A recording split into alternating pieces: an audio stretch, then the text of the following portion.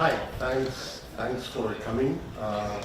This is the first time I'm speaking in a multi-track conference, and it adds an extra level of anxiety, right? To whether your room will be empty by the time you show up here. So thank you very much for choosing me over the rest. I'm really grateful, and I hope it's worth your time. Today I'm going to talk about a very specific functionality of a very specific library. So we are going to look at a very small thing, take it apart, and see how it works. And this is probably not the typical talk that you get at these conferences, where things are more about the abstraction and the great picture. There are two reasons why I've chosen this. The first is that I know it relatively well. Some of the things that I'm going to talk to you about, I contributed them to Pandas, and others I stole from Pandas and used them somewhere else. So I have a pretty good understanding of how most of what I'm going to talk about works. But the reason I did those contributions is especially because I think it's super cute and super nice and pretty, and it's beautiful, and that should be reason enough to look at it, and hopefully you'll go from here with the same warm, fuzzy feeling that I get when I look at this type of clever things that other people have come up with. Before we get into the gory details of what I'm going to tell you, I would like for all of us to pause for a minute and consider that the reason that we can have a talk like this is because Pandas is an open source project. If it weren't open source, I wouldn't have had a chance to look at the source code. You probably wouldn't be users of it, and there would be no reason to sit here in a room and be talking about how things are implemented in an open source project, right? And I mean, it's nice that we had a talk about contributions and how there needs to be a lot of overturn in people participating, and I would like for all of you to think about that and basically encourage you to try to do your part in making open source keep going. If you think you lack the time, or if you think you lack the skills, well, think again. If anyone thinks they are not able, if you want to sit with me for 20 minutes, you'll live there being a NumPy contributor with a merge commit to the main repository. And that's it's not yes speak. Yes, talk to me later afterwards, and we'll make it happen, right? And if you really, really don't have time, well, there's NumFOCUS there, so give money to NumFOCUS, right? If you don't want to put in your time, put your money, we'll value you just the same. How much time you have this afternoon then? Well, by now we can spend, no, I'm here until Monday night, so. Yeah, I hope I don't have to regret what I said. So what is this rolling functionality that I'm telling you about? So it is an object that you can construct on a Pandas series or data frame that can efficiently compute aggregations on rolling windows. And I've underlined efficiently because that's basically why it's good, is that it does it very, very well as it can be done. No, I want to exit full screen. It's available both for series and for data frames, and it's very similar. It has a close cousin that's called expander. And I have this, sorry about that. I have this little drawing of if we had an array with these 5 items, and there was a laser pointer somewhere, right? There isn't. Anyway, if we have an array with 5 items or 6 items like this, and we want to use a window for items, this is the way we would be rolling that window over our data, and we would have a view on which we want to do some kind of aggregation. When I say aggregation, I mean summing, finding out the minimum or the maximum or the mean or the standard deviation or the median or something like that. And actually, in the talk, we're going to look at summing, which is the same as taking averages. We're going to talk about minimum, maximum, variance, and median. Those are the things that we're going to go into the details. And I'm going to show you how it works.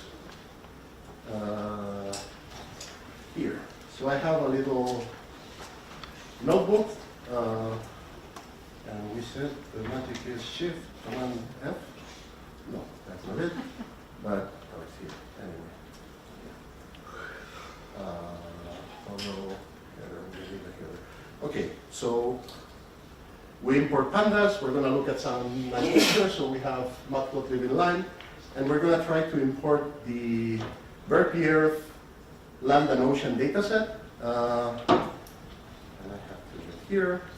So this is, I don't know, when this was first introduced a few years ago, it was probably the first Earth temperature dataset that no one could complain about, oh, it's biased, it's wrong, it's being paid by the governments that want to steal our money to spend it in preventing climate change, right?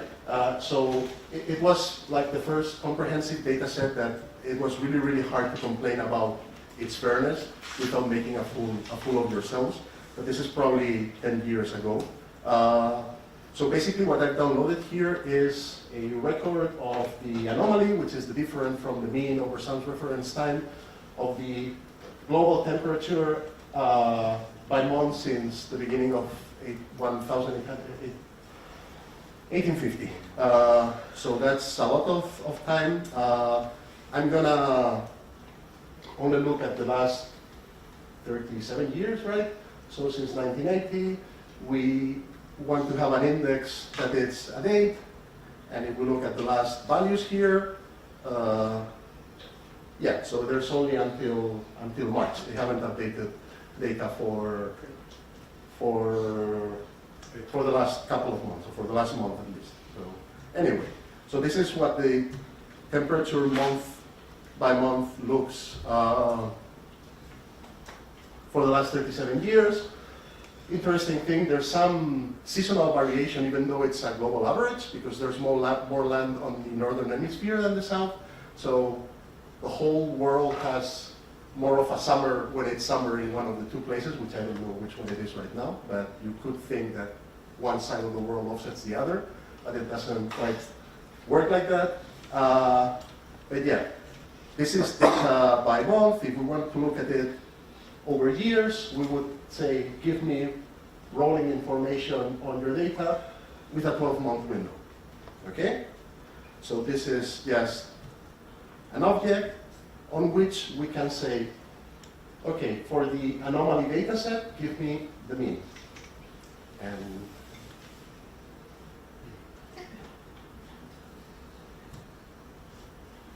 And we get a smoothed out version of the previous data. If you've followed, I don't know, yeah, people have weird interest. For some time in my life, I sort of followed this whole climate skepticism controversy out there. This sort of more or less flat few years before this huge spike is the warming hiatus, or the warming pause, where it was real proof that they were trying to steal our money, the big bad governments, and the old companies were our friends. But yeah, anyway, you can also compute the max and the mean, and we can look at yearly temperature differences. We could decide to see variation not with the range, but with the standard deviation. And we could do things like, well, I'm not really interested in yearly averages, give me something even smoother that shows trends nicer, 5 years, so 60 months. And we get, again, the same, very, very clearly over the last 40 years, almost a degree of increase in global temperature, right? That's a hard to deny fact. If you want to use the median, because maybe it's different, it's the more or less the same message that you get across. And there's still this plateau here that, unfortunately, it has gone steeply up over the last few years. Okay, so back to this. And if you came to my workshop yesterday, we explain how to get sliding window views on arrays. So why do you need pandas for any of this, right? We have a data set here, which is again 6 numbers, 0, 1, 2, 3, 4, 5. We do this magic incantation in NumPy, and we get an array that has the first window, the second window, and the third window on that data set. And then we can compute the sum by just running sum on the last axis of that array, and we get 6, which is the sum of the first item, 10 and 14. So who needs rolling pandas, right? And this is interesting because there was actually some discussion recently on NumPy about we should provide a function that does this kind of sliding window easy to do for people. And I think it's a bad idea because this is dangerous, because it gives you a false sense of knowing what you're doing. And there's this thing that computer scientists use that is called big O notation, that is used to think about how much work you have to do, or the computer is going to have to do to compute something that you asked it to. And if we looked at this array and we say that, well, there are 6 items, which we're going to call n, and we have a window of 4, which we're going to call m. In this case, we would have to do 1, 2, 3 additions, 4, 5, 6, 7, 8, 9. So computing all these 3 values has required us making 9 additions. If you work out the math, that comes out to n minus n plus 1 times n minus 1, which for all practical purposes is dominated by n times n, so this is O and n, right? And this is typically not good.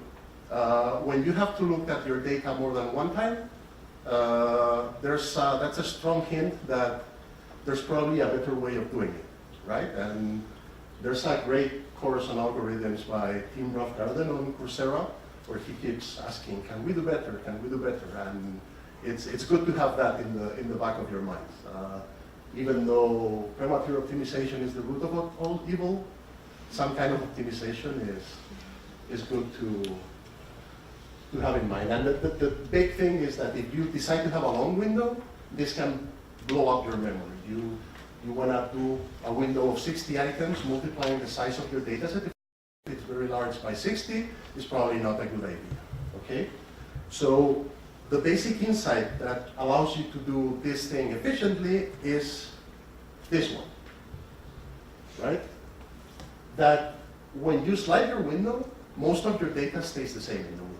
You're actually only getting rid of one item and adding another one.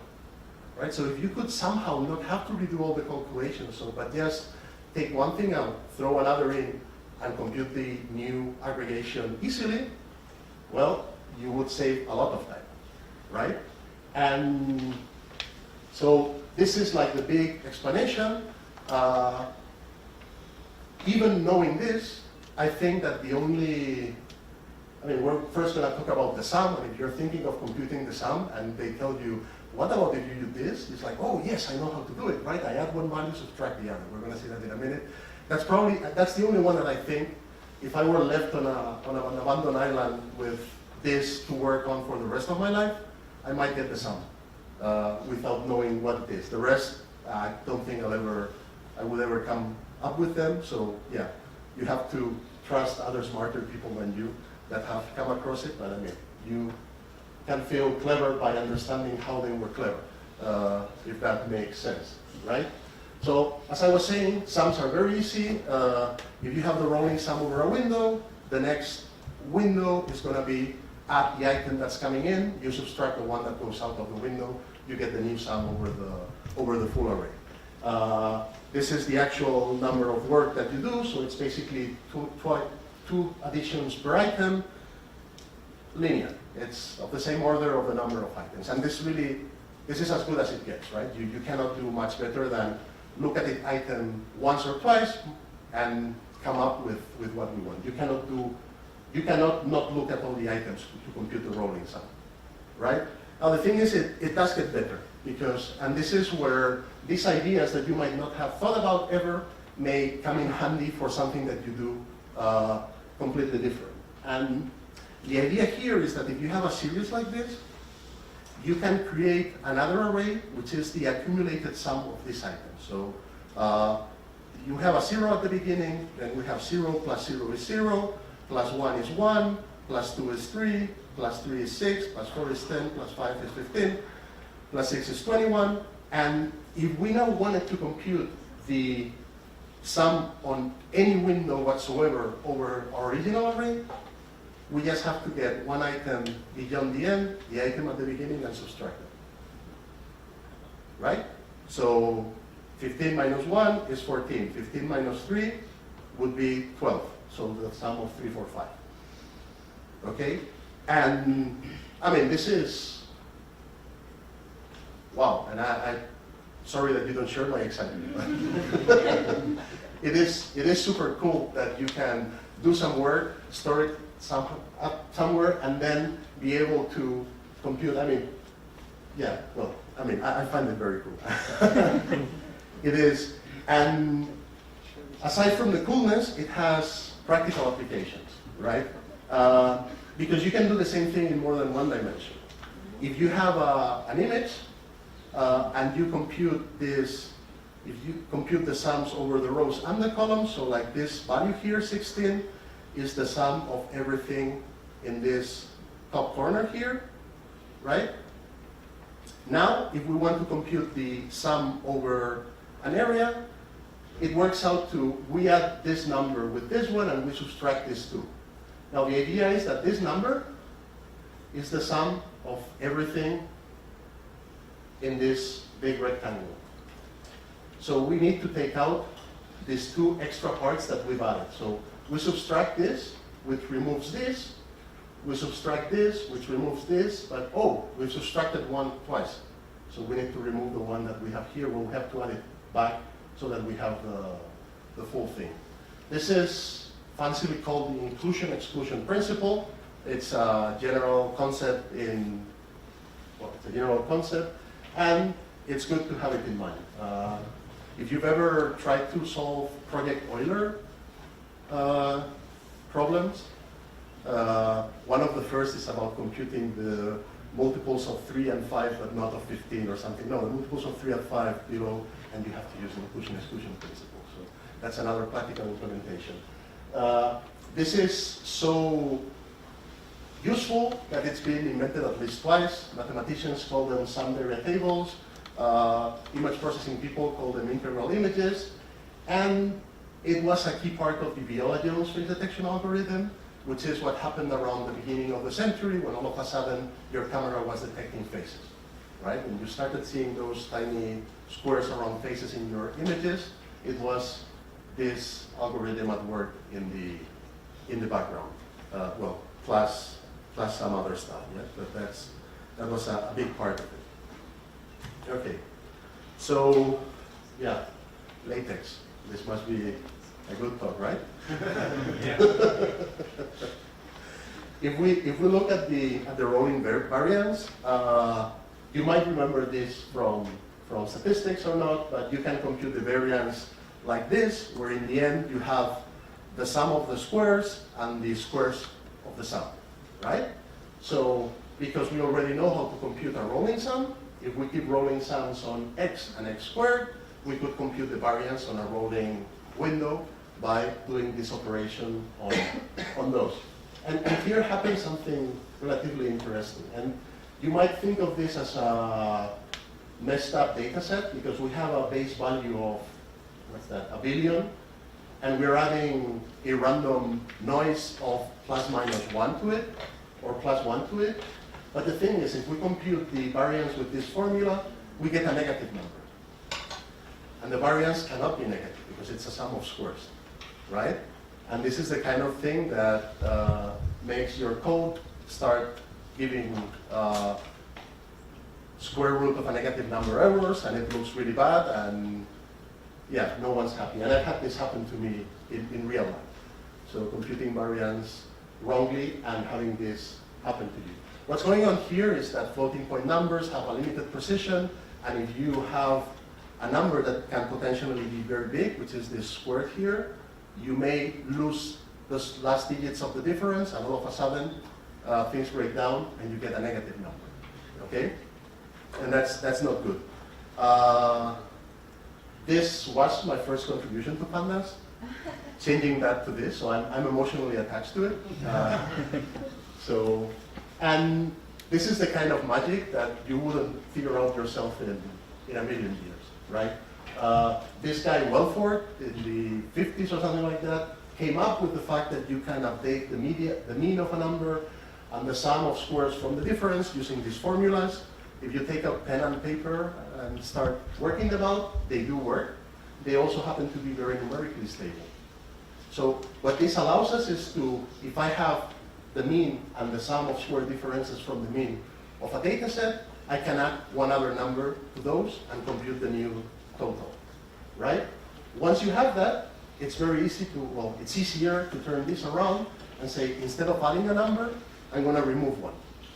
And now we already have the building blocks for when we move our window, we add one item, we remove another one, okay? Wikipedia has a wonderful article on algorithms for calculating the variance, which explains a lot of this stuff. About the same time that I made these changes to Pandas, someone edited the Wikipedia page to add this idea. It's also possible to remove data from the set and compute the new variance, and they added the formulas, and they even had and it wasn't me, I promise. They had the formula for when I add one and I remove one, this is how you do it. But it lasted for a couple of months because apparently that qualified as original research. So if anyone wants to send a paper to a mathematical journal on this stuff, we might get it back on Wikipedia so people can find it useful. But right now you would have to search the archives from 2013 or 14 to find that information that is very useful, but which is no longer there. Thing to keep on the back of your mind about all of this is that you can use this same idea rather than to add a single item to join two large data sets. So this lets you parallelize variance computation. And there are similar formulas for kurtosis and skewness and any higher order moment. So you could potentially use ideas like this to speed up parallelized computations on very large data sets. But yeah. And so from here on, things are probably going to get even weirder because the cleverness goes up very, very, very fast. So to compute the ruling minimum and maximum, there is a very clever algorithm that is linear. Again, so yeah, we didn't explicitly say it, but that last algorithm is doing a constant amount of work in every step, so it ends up being linear too, right? For minimum and maximum, there is a very, very smart algorithm. The original source seems to be the blog of a guy called Richard Harter, who died 15 years ago, but he left a huge amount of writings that some people decided to preserve. And there's a Richard Harter's World or something like that. This is the actual description of the algorithm, but the whole thing is gold. If you are bored one day, go there and have fun, I guess. How do I get back to my, here, there you go. No, not yet, here. Now, the first guy who learned about this was, I think it's Keith Goodman. He's the author of Bottleneck. Bottleneck is a library that uses Python to speed up some computations on, oh shit, on NumPy arrays. That was copied to Pandas, and I stole it from Pandas and used it in SciPy and the image. Okay? And it uses a kind of specialized data structure. This is actually called a deck, which is a data structure. You normally have stacks where you put data from one side and remove it from the same side. You have queues where things go in here and go out there. And the queues should be able to get data in and out from both sides, right? I'm actually going to explain to you. So if this is our set on which we want to compute the minimum, we have, this is our double-ended queue. We stack the one at the beginning, and it's red because it's the minimum. We go to the next item, we say, oh, 3 is larger than 1, so when 1 goes out, it may become the new minimum, so we store it. Same thing happens with 4. because it's larger than the numbers before, it may eventually be the minimum. And so happens with 6. When we move here to the next step, 1 is already out of the picture. Is it? Yes. And 5 has replaced 6, because 6 can never be the minimum, because 5 is smaller than it. Okay? And we keep going like this. And the interesting thing is that because we are not needing these values anymore, we can sort of reuse those as if the end here was connected this, and you have your DQ stored in something that looks like a ring. Yeah. I thought this would make more sense when explained, and I couldn't find. Anyway, it's also hard to see, but this is linear. And there's a wonderful explanation in that link that I have over there. You'll have to trust me on that, because I have 3 minutes to finish this. Okay? This is gold. I mean, if you like this kind of low-level details, looking at the code that guy wrote for this, it's a wonderful experience. Trust me. And lastly, we have the rolling median. So if you do medians the simple way, you just sort and take the item in the middle, that's typically O(n) log n, which is not that bad. You can get very clever and very complicated and do that in O(n). There's a quick select algorithm that does that. To get the same functionality on a rolling window requires, I'm saying, a twice specialized data structure, because it's an enhanced skip list. This is actually the invention of Raymond Hettinger, one of the core developers of NumPy. He is the author of the collections module, and I think also of the one where you have all the iterators. Yes. So he's a very smart guy, and he came up with a way of doing this, n log m, the window. Okay, so this is reasonably fast. Interesting thing about this is that it uses randomization for efficiency. So if you're really, really unlucky, your performance may suck, but no one is so unlucky all the time. Sort of the idea behind this. So in practice it works. A skip list looked like this. So we have our first values, and we've stored them in a linked list, right? We have a way of getting from one value to the next in order. If I wanted to find the median here, I would have to start at the beginning, count until I get there. That's a lot of work. So what you have is like express lanes up here that let you get to a point further down the road. So it is probably easier to see. When we move the window by one step, we have to remove the 6, so it's gone here, but we have to add the 5. And the way we would go to add the 5 is we would say, oh, this is a 1, there's nothing after here, 1, oh, we can get to 4, so 5 is larger than 4, so I'm going to come here. This is the end, so now I go back, and I check that this is 6, so it has to go in the middle of here. But instead of going all the way, I've gone through a express lane. And if you count the jumps, it's actually faster to go down. But that's just because this is a very small example, right? In the general idea is that you have like this express, you know a lot about tolls on highways around here, right? So this is no surprise on how this works. And now, what you do is you've added the value here, but to decide if you add express lanes to it, you flip a coin. And here we've been lucky and we've flipped heads twice, so we've added 2 extra express lanes to it.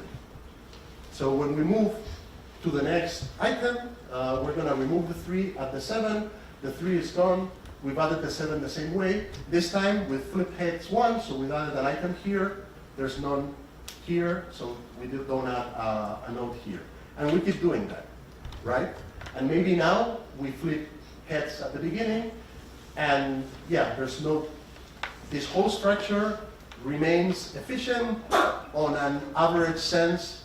Some of the iterations may not be, but in the long run, you expect it to be more or less efficient all the time, and that's what you count on to get this O(n) log n performance for the median. And that's all I have. I won't.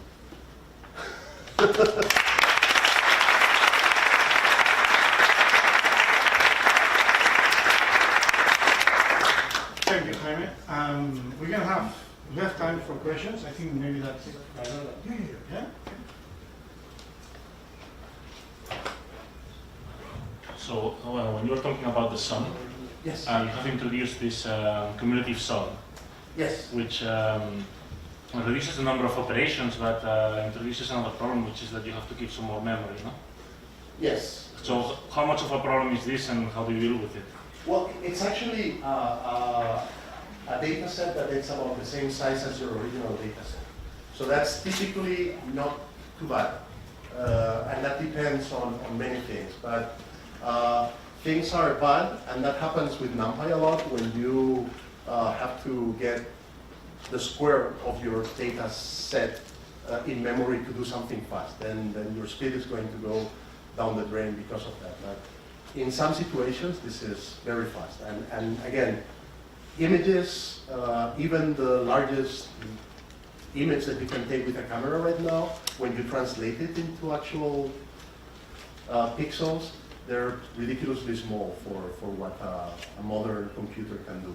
So in this case, it's a no-brainer. I mean, people are doing this all the time with images without even thinking about it. If you have millions of or billions of items, then maybe it's different. But it's typically not a problem. More questions? One question here.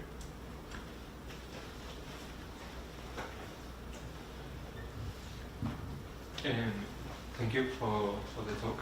In the rolling media, then I understood that you have 50% chance of having the proper result, or Of adding an express lane in the, so you have these express lanes, and when you add an item, you flip a coin to decide if you add, I don't know, an exit on that highway to get to your value. okay. Thank you. Because Yeah. it was not. And you keep giving it a 50% chance, so you will have, half of them will have one here, 25% of them will have one here, and so half of them will, again, on average, you may be really unlucky, and you may add express lanes for everything, and then it's crap. I mean, you should go to a casino then, if you're that kind of person. Any other question? No? Well, thank you very much.